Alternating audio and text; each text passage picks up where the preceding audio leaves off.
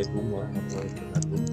Saya Dwi Ilhami, NIM 1920 10200 433 dari kelas B3 Manajemen. Di sini saya akan menjelaskan tentang aplikasi komputer. Aplikasi komputer adalah sebuah perangkat lunak atau software program komputer yang ditulis dalam bahasa pemrograman dan berfungsi melakukan perintah sesuai dengan keinginan dari pembuat aplikasi. Membuat program aplikasi komputer biasanya disebut dengan programmer. Aplikasi komputer juga bisa didefinisikan sebagai suatu perangkat lunak yang berbasis komputer untuk membantu melakukan tugas yang diinginkan oleh user. Aplikasi komputer ini biasanya berupa program mengolah data lembar kerja, dan data media. Aplikasi komputer dibuat untuk memudahkan pengguna dalam mengerjakan suatu menggunakan komputer. Biasanya komputer digunakan untuk mengolah data dan melakukan editing foto, video, dan suara. Contoh perangkat lunak adalah pengolah kata, lembar kerja, dan komputer media. Fungsi aplikasi komputer. 1. Di bidang pendidikan, aplikasi komputer berfungsi sebagai tempat untuk mencari dan membuat bahan pelajaran. 2. Dalam bidang kesehatan, aplikasi komputer berfungsi sebagai fasilitas untuk mempermudah mendiagnosa penyakit, meracik obat dalam bidang kedokteran.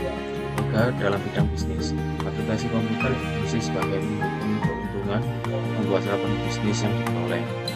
4. Dalam bidang pengetahuan, aplikasi komputer berfungsi sebagai media untuk memperoleh informasi pengetahuan yang ada pada saat ini. 5. Dalam bidang militer, aplikasi komputer berfungsi sebagai pengontrol pesawat dalam bidang pertahanan. Jenis-jenis aplikasi komputer. 1. Aplikasi perkantoran, yaitu aplikasi komputer yang berguna menyediakan layanan pekerjaan kantor. Contoh aplikasi Microsoft Office. 2. Aplikasi dukungan perkantoran, yaitu aplikasi komputer yang berguna untuk mensupport suatu perusahaan. Contoh aplikasi database management system dan lain-lain.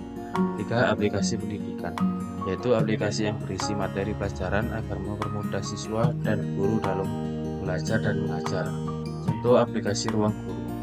4. Aplikasi multimedia, yaitu aplikasi komputer yang digunakan untuk menggabungkan sebuah informasi, teks, video, dan audio. Contoh Winamp Windows Media Player. 5. Aplikasi pengembang media, yaitu aplikasi yang berfungsi untuk mengolah suatu media yang nantinya akan berkomersilkan sebagai pendidikan maupun hiburan. Contoh audio video converter, digital animation software. 6. Aplikasi grafis, yaitu aplikasi yang berfungsi untuk membuat desain logo maupun editing foto atau gambar. Contoh Photoshop dan CorelDRAW.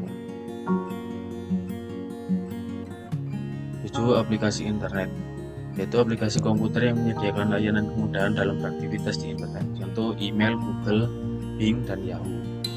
8. Aplikasi pemrograman, yaitu aplikasi yang berfungsi khusus untuk membuat software atau program tertentu. Contoh Android Studio, Visual Basic.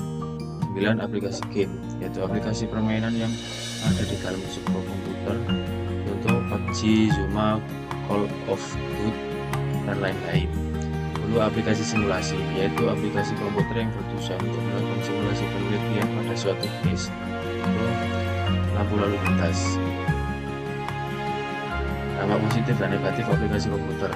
Dampak positif. 1. Internet sebagai media komunikasi merupakan fungsi internet yang paling banyak digunakan, di mana setiap pengguna internet dapat berkomunikasi dengan pengguna lainnya dari seluruh dunia.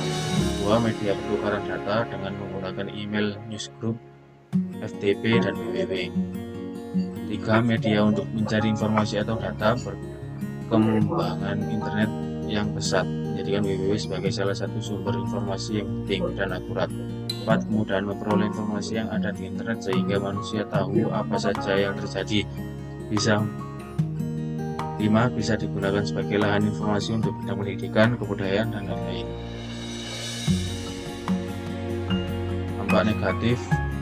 1. Pornografi. Anggapan yang mengatakan bahwa internet dengan pornografi memang salah dengan kemampuan menyampaikan informasi yang dimiliki internet. Pornografi pun salah. 2. Violence and crime. Kejaman dan kesadisan juga banyak ditampilkan karena segi bisnis dan isi pada dunia internet yang terbatas, maka para pemilik situs menggunakan segala macam cara agar dapat menjual situs mereka. 3. Hoarding. Karena sifatnya yang real time, cara belanja dengan menggunakan kartu kredit adalah cara yang paling banyak digunakan dalam dunia internet. 4. Perjudian. Dampak lainnya adalah meluasnya perjudian.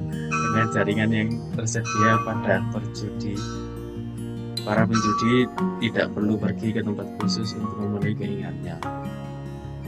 Solusi menggunakan internet dengan baik sesuai dengan kebutuhan. 1.